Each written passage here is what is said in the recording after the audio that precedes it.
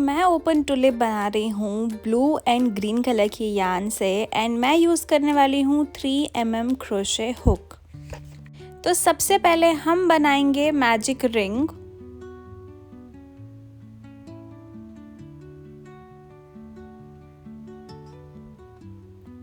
उसके बाद हम करेंगे 6 सिंगल क्रोशे इन दी मैजिक रिंग।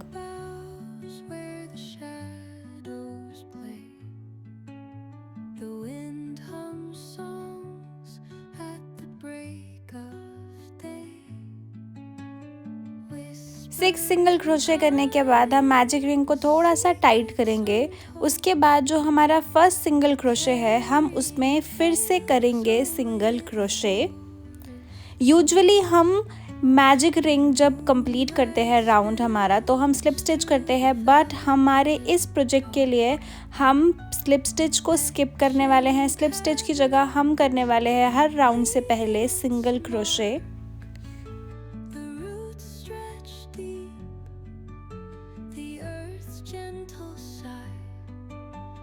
अब सिंगल क्रोशे तो हो गया, लेकिन हमें भूल जाएगा कि हमने कहाँ सिंगल क्रोशे किया है, इसलिए हम स्टिच मार्कर की मदद से हमारा जो हमने अभी सिंगल क्रोशे किया है उससे हम मार्क कर लेंगे। अगर आपके पास स्टिच मार्कर नहीं है तो आप छोटी सेफ्टी पिन का भी यूज़ कर सकते हैं।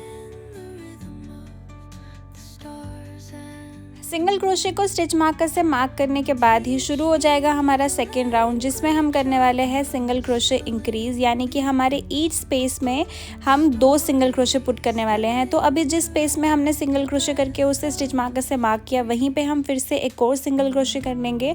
उसके बाद हम पूरे राउंड के लिए 2 सिंगल क्रोशे पुट करेंगे हमारी ईच स्टिच में।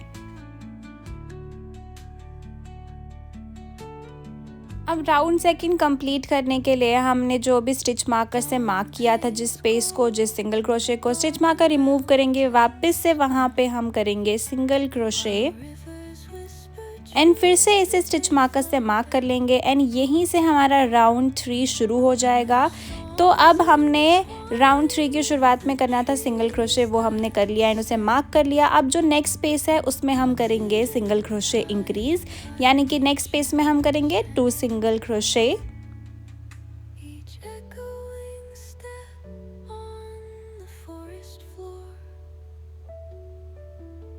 उसके बाद वाली जो स्पेस है वहाँ पे हम करेंगे single crochet, only 1 single crochet.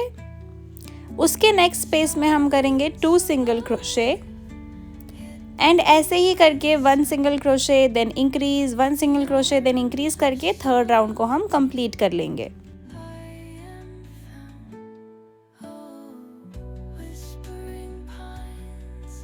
अब अगेन थर्ड राउंड कंप्लीट हो गया है तो स्टिच मार्कर रिमूव करके वहाँ पे हम फिर से कर लेंगे single crochet in the and. उसके बाद वापस से उस सिंगल क्रोशे को हम स्टिच मार्कर की मदद से मार्क कर लेंगे एंड अब हमारा राउंड 4 शुरू हो चुका है।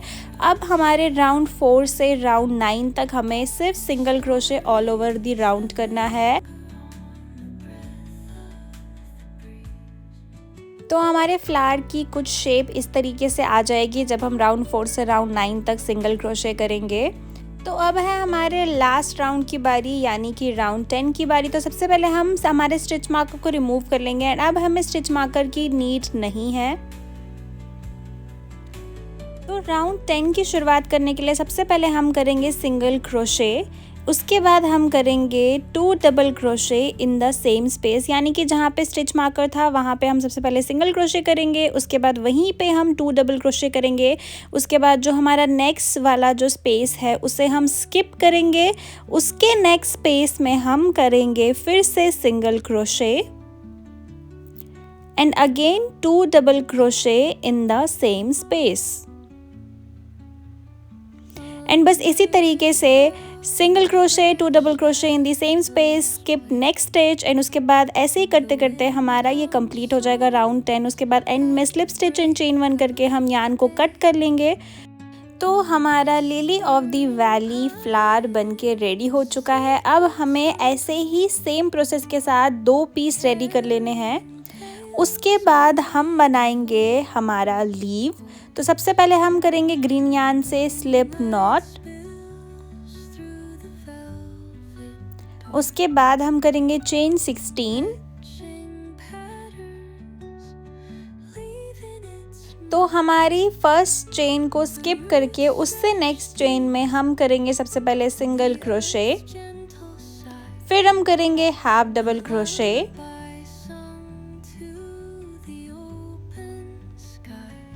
देन नेक्स्ट स्पेस में हम करेंगे 1 डबल क्रोशे,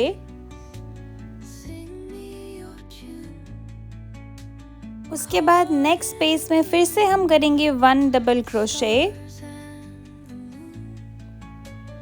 उसके बाद फिर से नेक्स्ट वाली स्पेस में हम करेंगे 1 डबल क्रोशे, उसके बाद हम करेंगे नेक्स्ट स्पेस में 1 हाफ डबल क्रोशे अगेन, उसके बाद हम करेंगे 1 सिंगल क्रोशे, देन इसके बाद वाली चेन में हम करेंगे स्लिप स्टिच,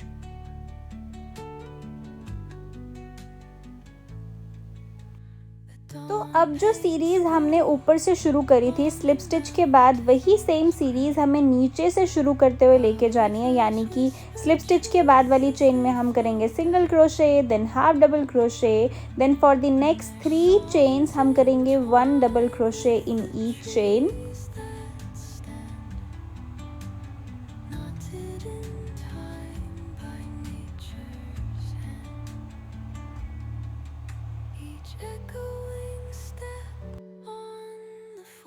डबल क्रोशे के बाद 1 हाफ डबल क्रोशे, उसके बाद हमारा लास्ट चेन है उसमें हम करने वाले हैं 3 single crochet in the same space. तो हर एक सिंगल क्रोशे के बाद हमें हमारे हाथ को थोड़ा सा मूव करते हुए जाना है।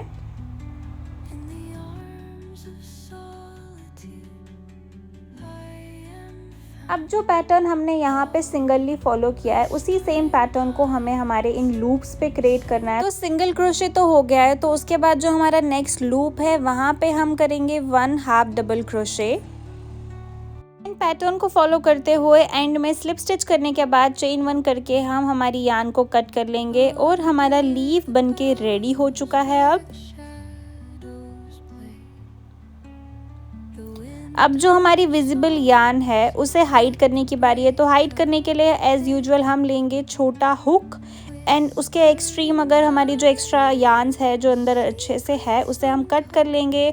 छोटा साइज़ का हुक लेके यार्न को अच्छे से हाइड कर लेंगे एंड सीजर की मदद से एक्स्ट्रा यार्न को कट भी कर लेंगे। फिर हम लेंगे फिर से ग्रीन यार्न एंड उसके बाद हम करेंगे स्लिप नॉट एंड इस बार हम करने वाले हैं chain 36।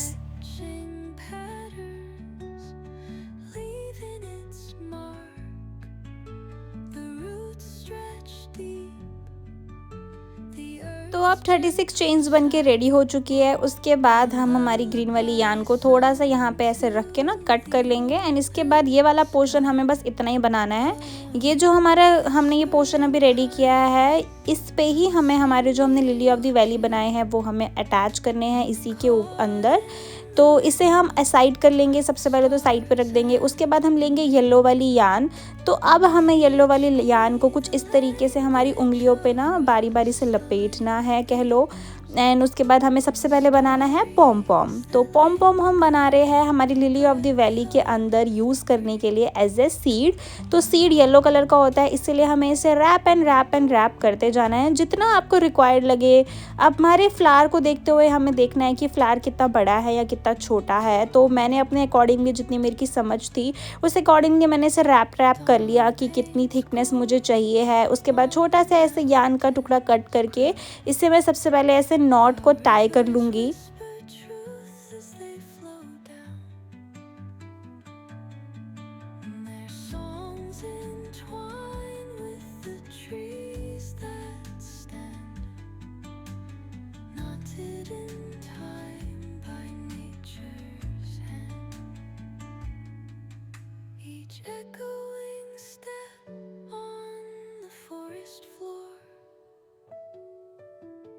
Opens a world through an ancient door. The silence alive, yet brimming with sound.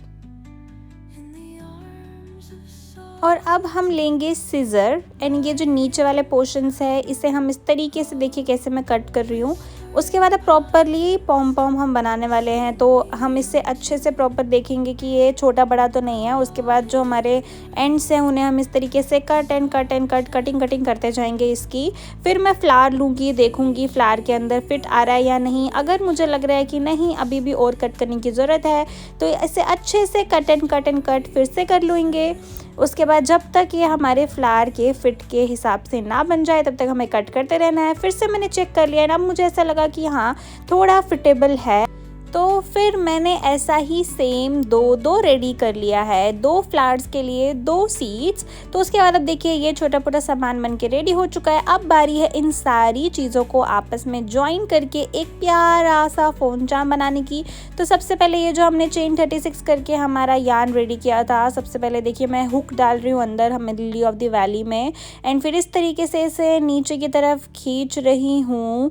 And इतना ही करना है इसमें। उसके बाद जो हमारा येलो वाला पोर्शन है सीड्स का जो हमने अभी रेडी किया है पॉम पॉम, उसे हमने लेना है एंड ये जो हमारी यान यहाँ पर है उसे इसमें अटैच करना है गांठ बांध के, यानी कि नॉट करके। तो देखिए मैं किस तरीके से कर रही हूँ, बहुत केयरफुली ये काम देखिएगा कि मैं कैसे कर रही हूँ। बहुत इंपॉर्टेंट स्टेप है, क्योंकि अगर आप इसे लूज़ छोड़ दोगे, अपने नॉट्स को अच्छे से नहीं टाइटन करोगे, तो फिर हमारा सीड जो है वो हमारे फ्लावर से बाहर आ जाएगा एंड फिर ऑब्वियसली हमारा काम भी ख़राब हो जाएगा।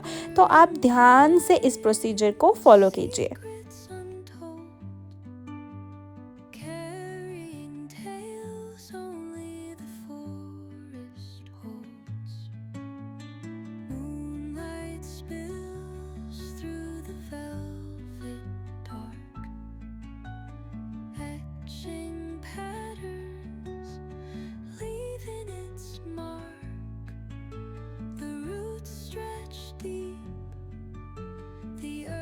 Gentle sigh, a lullaby sung to the open sky. Oh, whispering pines, sing me your tune, caught in the rhythm of the stars and the moon. Teach me the language of rustling leaves, stories that linger on the breath of the breeze.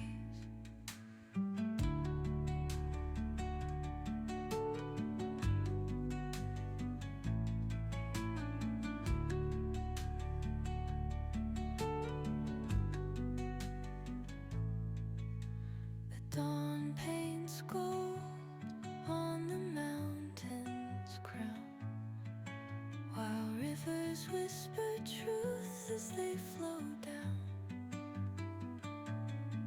and their songs entwine with the trees that stand knotted in time.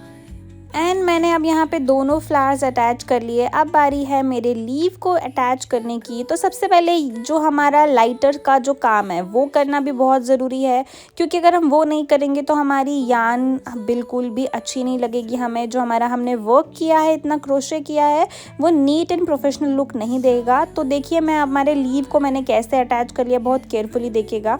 उसके बाद हमारा ये ready हो चुका है हाफली। आप चाहे तो आप इतना भी रख सकते हैं एंड उसके बाद इसे as a back charm, as a key charm भी यूज़ कर सकते हैं। बट मैं फ़ोन चार्म बना रही हूँ तो मुझे मेरे फ़ोन चार्म में और भी एस्थेटिक लुक चाहिए, इसीलिए मैं यूज़ करने वाली हूँ पर्ल्स का।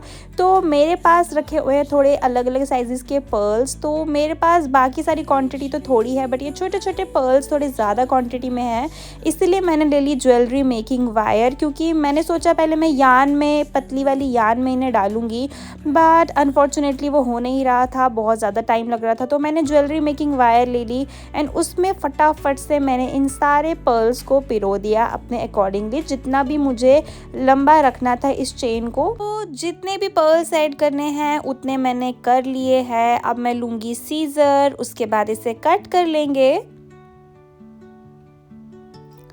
एंड अब बारी है इसे अच्छे से टाइटन करने की ताकि मेरे पर्ल्स बाहर ना आए। तो देखिए मैं कैसे, क्योंकि ये वायर है तो इजीली बेंड हो रही है, तो मैंने इस वायर को अंदर अंदर बेंड करते हुए ही ये इस तरीके से रेडी कर लिया है। अब मैं लेने वाली हूँ पतली वाली यान का थोड़ा सा टुकड़ा। तो पतली वाली यान मैंने ले लिया एंड थोड़ा सा उसे यान को कट कर लिया सीजर से। तो अब मैं देखिए किस तरीके से इन दोनों को जॉइन करने वाली हूँ, यानी कि जो मैंने अभी चार्म बनाया है लिली ऑफ द वैली वाला उसे, और इस पर्ल चार्म को मैं इस तरीके से एक दूसरे के साथ अटैच करूँगी। Etching patterns, leaving its mark. The roots stretch deep, the earth's gentle sigh, a lullaby sung to the open sky. Oh, whispering pines, sing me your tune. Caught in the rhythm of the stars and the moon. Teach me the language of rustling leaves, stories that linger on the breath of the breeze.